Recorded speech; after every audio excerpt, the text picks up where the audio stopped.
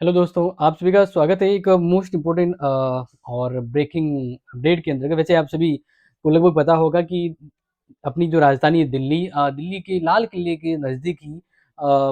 Bomb blast हुआ और इसमें ये शुरुआती जानकारी तो हमारे सामने ये आ रही है कि ये जो विस्फोट है ये जो प्लानिंग जो है वो आतंकवादी गतिविधियों को अंजाम देने के तहत की गई है। तो अपने देश के लिए बहुत ही बैड न्यूज़ कह सकते हैं और अगर मैं थोड़ा-सा इस पे डिटेल एंड शॉर्ट में बताऊँ तो 10 नवंबर 2025 को है ना, शाम को इवन 6:50 के लगभग जो है, लाल किले के पास एक कार में बम विस्फोट हुआ है और ये जो घटना स्थल जो है ना, घटना स्थल पर उस समय तेज़ आवाज़-हवाई थी। मतलब वो ही टाइम था जब शाम का समय होता है, जब ट्रैफ़िक होता है और उसी समय बहुत ही तेज़ आवाज़ के साथ बम विस्फोट हुआ है। साथ ही बम विस्फोट के साथ ही गाड़ी मतलब बहुत सारी गाड़ियाँ भी क्षतिग्रस्त हुई हैं और ये दिल दहला देने वाली जो है वो बात थी।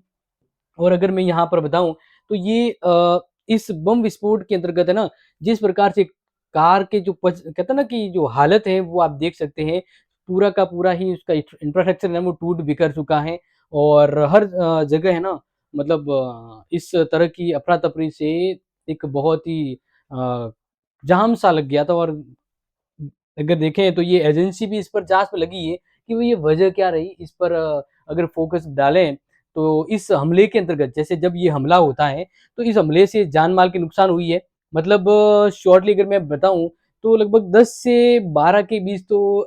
मृतकों की संख्या का आंकड़ा यहाँ पर सामने आया है कि इतने लोग इस बम ब्लास्ट में मारे गए। लेकिन और 20 से ज़्यादा जो है ना, वो घायल भी हुए हैं क्योंकि अलग-अलग रिपोर्ट में अलग-अलग आंकड़े आ रहे हैं। लेकिन अगर देखा जाए तो घायलों को निकट के अस्पताल में भी भर्ती करवाया गया है और फोरेंसिक टीमें भी जाँच पे बैठी है। और ये बहुत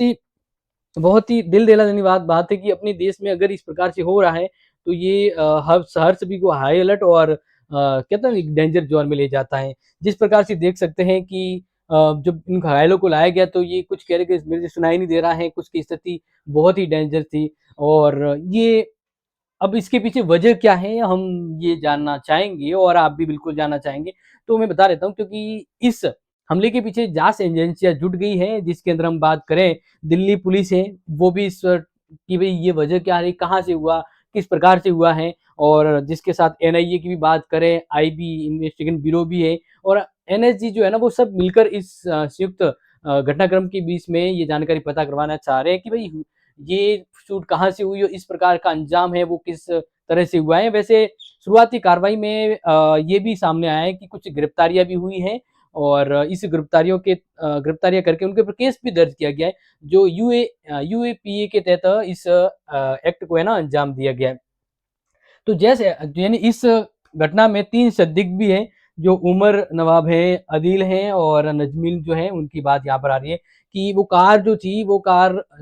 किसके रजिस्टर्ड पर थी, तो कश्मीर के एक व्यक्ति का नाम यहाँ पर संदिग्ध सामने आया है और उसके ज़रिए वो कार अलग-अलग नाम पे अलग-अलग तरह से ट्रांसफ़र होते हुए इस प्रकार से आती है। तो इस यहाँ पर ये जो विस्फोट हुआ है, इसके तहत जो गिरफ्तारी हुई है, वो कानूनी धारा यूएपीए विस्फोटक अधिनियम के तहत की गई है, जिसमें दिल्ली पुलिस, एनआईए, आईबी और एनएसजी है, वो जाँच टीम के रूप में कार्य कर रही है और अगर देखा जाए तो ये सूत्रों के मुताबिक कि भई ये किसने किया है, तो पुलिस सूत्रों के मुताबिक प्रारंभिक जाँच में ये हमला आतंकवादी गतिविधियों के तहत माना जा रहा है और आतंकवादी नेटवर्क से मतलब जुड़ा हुआ माना जा रहा है और कुछ रिपोर्ट में ये भी कहा जा रहा है कि जैश-ए-मोहम्मद जैसे आतंकवादी संगठनों ने इस प्रकार को अंजाम देने की कोशिश की है, ऐसी संभावना बताई जा रही है और संदिग्ध के कनेक्शन और नेटवर्क की पुष्टि के आधार पर फोरेंसिक जांच भी की जा रही है कि पुख्ता सबूत जुटाया जाए कि आखिर में ऐसा किस प्रकार से हुआ है और कौन वास्तव में इसका जिम्मेदार है। इसी के बाद अगर बात करें ये जो एक्टिविटी हो जाने के बाद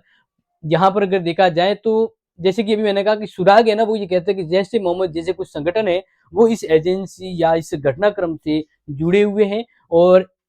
अगर फाइनल में देखूँ तो ये बहुत ही गंभीर घटना है अगर मेरे देशवासियों के लिए क्योंकि जाँच तो अभी जारी है, लेकिन जैसे-जैसे आधिकारिक अपडेट हमें मिल रही है तो हम इस पर आपसे और रूबरू होंगे और बताएँगे। लेकिन हम चाहते हैं कि आपको इस प्रकार की अपडेट एंड जानकारी रहनी चाहिए कि किस प्रकार से हमारे देश में क्या चीज़ें अपडेट हो रही है और हाँ, ये जाँच एजेंसियों में अब तक तो हमारे सामने यही रिसेंटली आया है, बाकी जैसी पुख्ता जानकारी आएगी तो वो रिवील की जाएगी।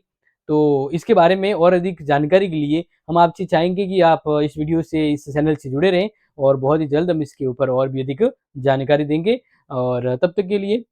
Keep tracking and sharing this. Okay, thank you, take care.